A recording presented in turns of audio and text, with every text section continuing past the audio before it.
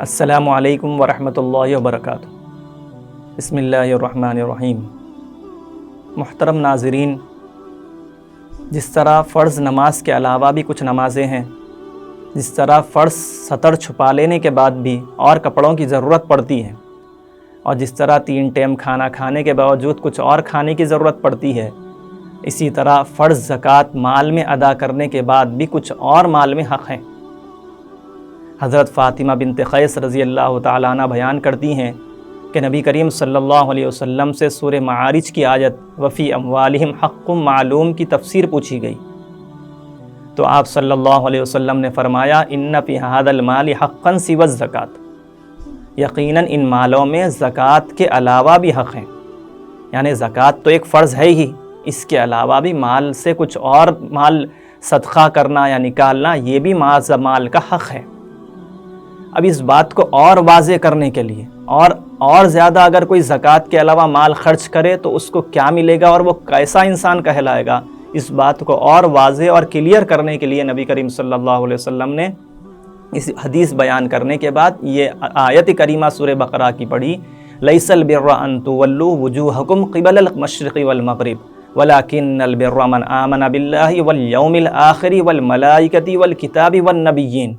وآت المال علی حبہ الی آخر الآیہ۔ آیت کا سادہ سا ترجمہ یہ ہے کہ نیکی صرف یہ نہیں ہے کہ انسان مشرق و مغرب کی طرف اپنا رخ پھیر لے، اپنا چہرہ پھیر لے، بلکہ نیک اور نیکی وہ ہے جو شخص اللہ پر ایمان لائے، یوم آخرت پر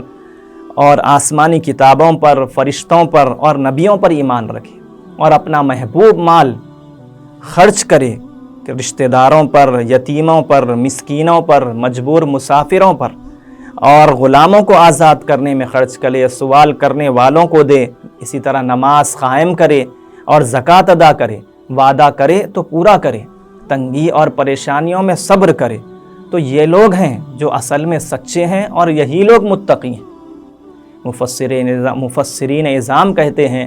کہ یہ سورہ بقرہ کی جو آیت آپ نے پڑھی ہے، یہ قرآن مجید کی جامع ترین آیتوں میں سے ہے۔ اس میں اسلامی تعلیمات کی تمام احکامات کو جمع کیا گیا ہے۔ اس میں ایمانیات پر بھی تذکرہ ہے، عبادات کا بھی تذکرہ ہے، اخلاقیات کا بھی تذکرہ ہے۔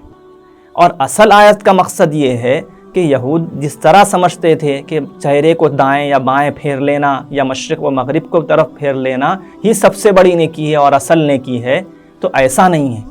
بلکہ یہ تمام کام جو آیت کے اندر بتائے گئے ہیں وہ تمام کام کر کے ہی ایک انسان کامل مومن، کامل نیک اور کامل متقی اور سچا بن سکتا ہے۔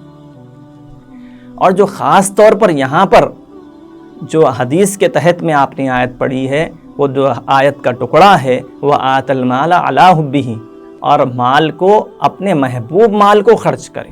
اب محبوب مال کا کیا مطلب ہے؟ مفسرین اعظام کہتے ہیں کہ محبوب مال کا مطلب یہ ہے کہ انسان کی بظاہر زندگی ابھی باقی ہے، عمر کم ہے، موت کے اسباب بظاہر کم ہیں،